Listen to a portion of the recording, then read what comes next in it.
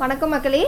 இந்த நோம்பிக்கு ஊருக்கு போயிருந்தாலாவது கால் மேலே கால் போட்டு உட்காந்துட்டு மெனு கொடுத்துருக்கலாம், எனக்கு அது வேணும் இது வேணும்னு. இன்றைக்கி வேறு அதுக்கு வழி இல்லை, ஊருக்கு வேறு போகலிங்களா. சரி பயவுள்ள 2 நாளாக கேட்குதுன்னு சொல்லி போட்டு காலையில் 5 மணிக்கே எழுந்திரிச்சு அவசரமாக உளுந்து ஊற போட்டுருந்தேன். ஊற போடும்போது தான் ஒன்று நினப்பு வந்துச்சு. எங்கள் அம்மா சொன்னது, கருப்பு குதிரையும் வெள்ளை குதிரையும் ஆற்றுக்கு போனாங்களா, திரும்பி வரும்போது கருப்பு குதிரை காணாமாம்மா, வெள்ளை குதிரை மட்டும்தான் திரும்பி வந்துச்சுன்னு சொன்னாங்க. அம்மா வீட்டுக்கு தான் போகல. சரி அம்மாவை நினச்சிட்டே உளுந்து ஊற போடுவேன்னு கடைக்காரன்னு ஊற போட்டேன். 5 மணிக்கு ஊற வச்சவோ 12 மணிக்கு எடுத்து பார்த்தேன் உளுந்து ஊறிடுச்சான்னு. உளுந்து ஊறிடுச்சு, நல்லா உளுந்து ஊறி வந்துடுச்சு. நீ ஒரு பக்கமாக இரு, எனக்கு ஒரு வேலை இருக்குன்னு கடைக்காரன்னு ஓடி போய் வெங்காயம், மிளகாய், கருவேப்பிலை, கொத்தமல்லி தலை எல்லாம் வேணுங்கிற அளவு கட் பண்ணிவிட்டு, வெங்காயம் கம்மியாக போடுங்க போதும். நான் வந்து மிளகாய் உள்ளேயே சேர்த்துட்டேன்.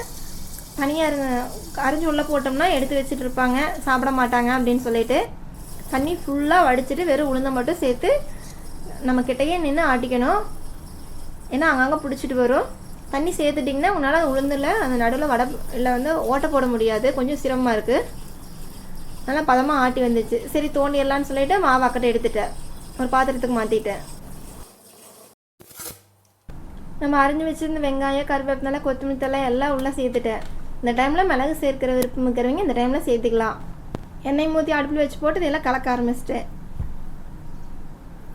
நான் கலக்கிட்டு இருக்கும்போதே எங்கள் பெரிய ஆள் வந்து, அம்மா இது எப்படி சாப்பிடணும், இதில் நீ என்ன செய்ய போகிற அப்படின்னு கேட்க ஆரம்பிச்சிட்டான்.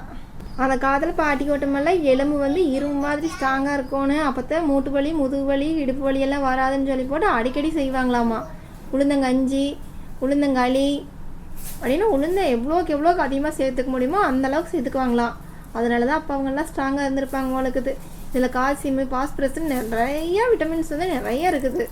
கண்டிப்பாக அடிக்கடி இதில் சேர்த்துக்கோங்க. அதையே உங்களுக்கு ஒரு விஷயம் தெரியுங்களா, இதில் வந்து நான்வெஜ்ஜுக்கு ஈக்குவலான ப்ரோட்டீன் இருக்குங்களாமா.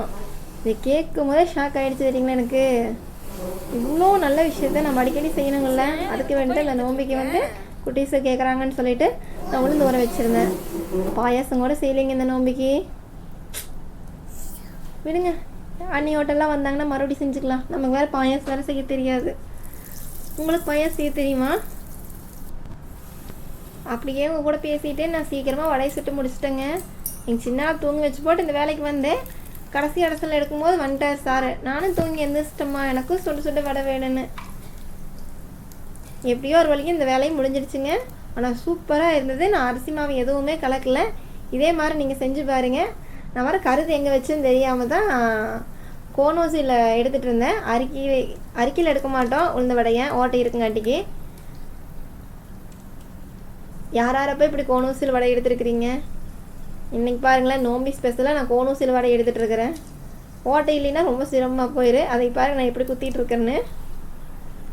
ஆனால் உண்மையாக மொறுன்னு டேஸ்ட்டாக இருந்துச்சு. நீங்களும் ட்ரை பண்ணி பாருங்கள்.